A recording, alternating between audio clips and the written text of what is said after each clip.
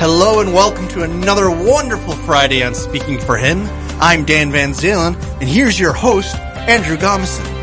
Hello, Dan. It's great to be with you, and today we have another movie review, and this one is actually, I believe, the first time I have reviewed a Netflix original film. And I know, gasp.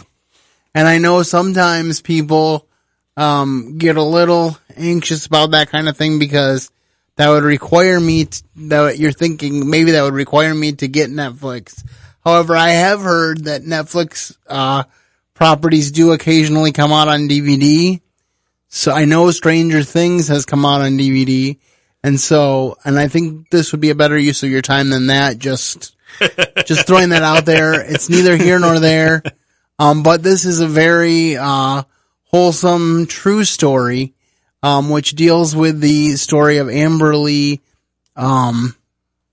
Snyder. And she was a barrel racer from a very young age. And in 2010, at the age of 18, she was in a car crash and rolled her pickup, and then decided through a lot of discussion with her family and whatnot that she would go back to racing the barrels after she completed her rehab, even though she is paralyzed from the waist down. And so with that intro, I will let Dan play us the trailer, and then we'll go into our... Well, actually, why don't you give us our quote of the day, Dan, and then we'll go into the trailer. Alrighty then. This chair will either be your wings or it will be your anchor. You decide. Walk, ride, rodeo. And without further ado, here is the trailer. I remember the first time I saw you riding. I mean, really riding. You were maybe 10 years old. I got jealous. Such a natural gift.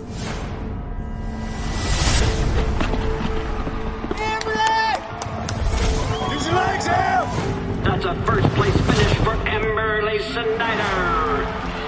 If we play this right, we have a real shot at Rookie of the Year. I want you to call me when you get to the hotel.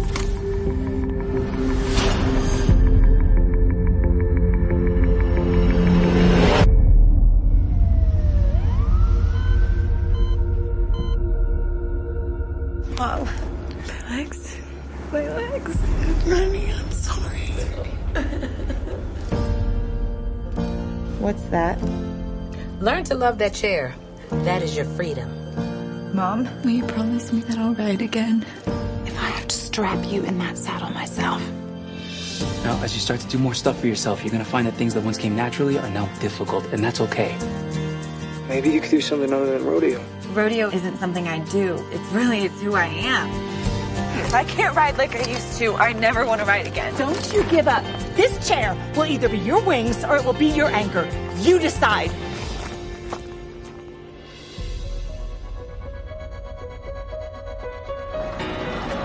Bubba, get over here.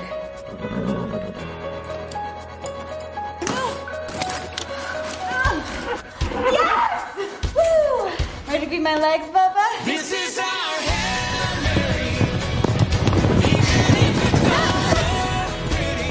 Well, look at that.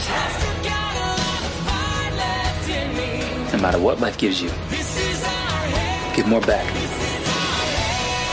Is there a future in rodeo? Damn, I'm really worried. I can't quit. You can put me down now. No, I can't. We don't always get to choose what happens to us, but we do get to choose what we do next.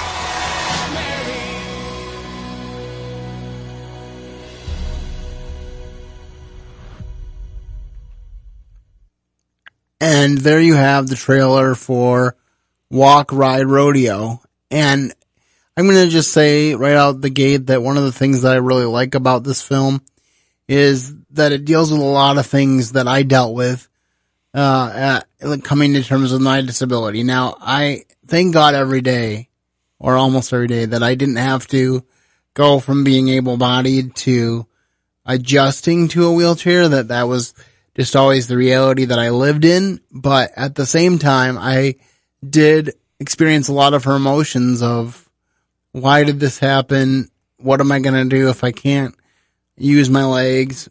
I've talked on this podcast at length about the fact that I was raised to believe that God had a plan, but in my early teen years, that was really difficult to comprehend that God really did have a plan and that he was working it out in me and through me. So as we dig into this movie, just know that I resonated strongly with it, and that's part of the reason why I'm bringing you this review. Okay. So, we've got a bit of the movie synopsis. Skilled rider gets in a car crash, has to learn to ride again. So then, for this movie, what are some of the positive things that you thought were displayed in this movie? Well, I really like the relationship between the parents. In the beginning of the movie, the dad is working for a minor league baseball team in Hawaii, and the mom is at home in Utah with the family. They have 5 children, of which Amberly is number 2. Uh-huh. But their marriage remains strong throughout the whole film, and it's a strong marriage is depicted as important, and a key to Amberly's success is that her family stands behind her. And I just really appreciated that, because I know that tragedies like this can be very taxing on a marriage. And so it was good to see that they relied on God and allowed him to help them walk through what they were going through in the film. Another thing that was positive is that her siblings stood behind her. She has 4 siblings, but the one that it highlighted the most was her sister Autumn. And it just showed that they had a special relationship. And actually in the film, Autumn does the stunt work for before the accident, and then Amberly Snyder herself does the stunt work for after the accident. So I thought that was a really interesting thing. But they decided they were going to have a able-bodied stunt person do it, and then they realized that it would be very hard for an able-bodied person not to get up on the horse and not use their legs. Oh yeah. To direct the horse, because that's what an able-bodied person does. But Amberly had to learn to use vocal cues, which I don't know how. I guess animals have a sensitive hearing, but it seems like it'd be hard to use vocal cues while you're racing through barrels. But apparently it works for them as a team. And she basically just tells her horse, who incidentally is named Power, which way to go and what to do, because she can't signal him with her legs, because her legs don't work anymore, obviously. Yep. So in other words, her horse keeps an ear out for her. Yes. So then we covered some of the positives and the happy notes. How about the sad and negative? Well, I would say, it's interesting because I read a review about this film that said that it wasn't very good. But then I fact checked the movie, as I always do when I come in, because it's really sad to me when I get really excited about the message of a movie, or something, or especially a movie based on a true story, and then I come to do the review and I want to talk positively about the movie, but then I find out that they changed a bunch of things. So I always fact check true story movies before I come in and review them. And it was like 98% true. The boyfriend in the movie, his name was changed. I'm not exactly sure why. Maybe he just wanted his privacy. Probably. But his name was changed, but he was a real person. And then there were a couple little things like, when she gets in her accident, they depict it that she unbuckles her seatbelt to look at a map. But really what happened was she stopped for gas and then forgot to buckle up after the gas station. Oops. And, so just little things like that, but pretty much accurate. So I was really thrown off by people saying, or this review saying that it was a poorly done movie. But it reminds me of a funny story I heard about Apollo 13, the movie with Tom Hanks. apparently they did test screenings of Apollo 13, and they asked people what they thought of it. And one of the guys in the audience, I think they said he was in his early 20s. He's like, it was good, but the ending was unrealistic. But the whole point of the movie was that the ending is already written in history, and they were just depicting it on screen. So I find that very interesting. And yes, there was some lines that you could construe as cheesy, but there needed to be humor to break up the dramatic stuff that was happening. And I don't think the negative stuff was very negative, just because you can't argue with someone's story. No, there's a lot of things you can argue with. If you're writing a movie from scratch, if the scriptwriter is solely, responsible for the content of the film, then you can tear it up one side and down the other if you really want to. But when it's somebody when it's based on true events, and those true events happen to actually have happened, you can't really say much negative about it. Nope. The only thing I would say is I have watched some YouTube videos where the real girl is talking, because she has a YouTube channel and she is a believer, but they don't really bring that out in the film, which I'm not surprised, being that it's a Netflix product, that they didn't want to camp on that issue. But that would have been nice if they emphasized that a little bit more.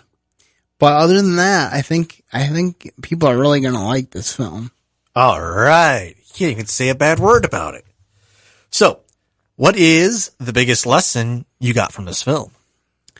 I think the biggest lesson I got from this film is just a reiteration of something that I have said to myself over the years, which is she says that you had 3 choices in life, which is to what was it? Give up, give in. I forgot exactly what the 3 choices were, but it was like give up, give in, or get better, something along those lines, about how to live your life. And it was really resonant with me because it reminded me of someone who told me once that I had it was like a special speaker, who once said, you have the opportunity to either be better or bitter. That's the choice that you wake up and make every day of your life. And I felt like that was presented to her again. And then I also resonated that line where her mom, who she affectionately dubbed Mamacita, said, this wheelchair will either be your wings or your anchor. Now, a lot of times we think of anchors as positive, in the Christian faith especially, but in this case, she was speaking of it as a negative, because she's like, it's either going to hold you down or it's going to give you freedom. If you learn how to use it, it will give you freedom.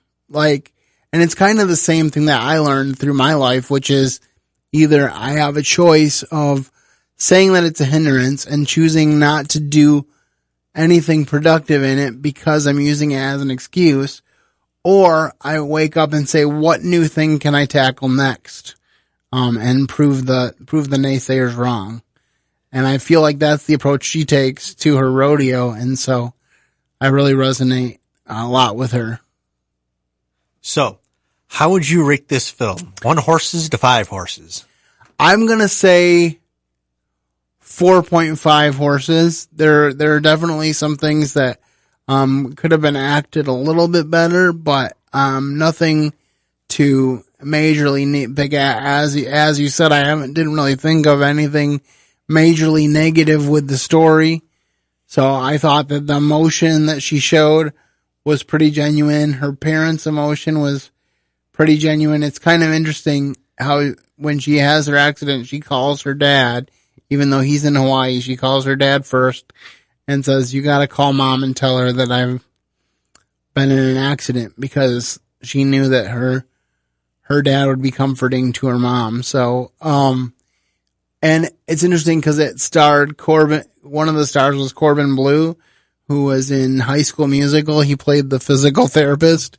So that was basically the only person in the cast whose name I recognize. So these are not big name stars, but it was very well done. And so 4.5 horses. Any final thoughts? Final thoughts. I think another cool thing is you can watch this with any of your family. I have not been overly impressed with very much as far as Netflix original content, but I feel like they did a really good job with this film, and I really hope they make more like it. And I know that they keep track of the watches that each thing gets, because there was a situation where on their Twitter a few years ago, they were trolling people who were watching the Christmas Prince or whatever. It was a Netflix original Christmas movie that apparently several people watched over and over again. And there was a whole Twitter thing where apparently whoever was running their social media was trolling people for watching it. And they were calling out their own movie as being campy. And I thought that was funny. But the greater thing was that showed that they were paying attention to who's watching what. So give it a watch and share it with your family and friends. And like I said, I wouldn't be a bit surprised if you can find it on video somewhere, if not right now, soon, because a lot of their things do come out on video. So I'd encourage you to watch it and share it with others. It's a very positive message. And like I said, you can look up the actual person, and that makes it exciting as well. So I think that's about all I have time for today, but I hope that you've enjoyed this review, and I hope that you will be encouraged by the story of Amber Lee Snyder, to never give up and to always shoot for your next goal and not let people talk you out of doing things that are important to you. So with that said, I will say have a great weekend and keep serving the best of masters. Thank you for listening to today's episode.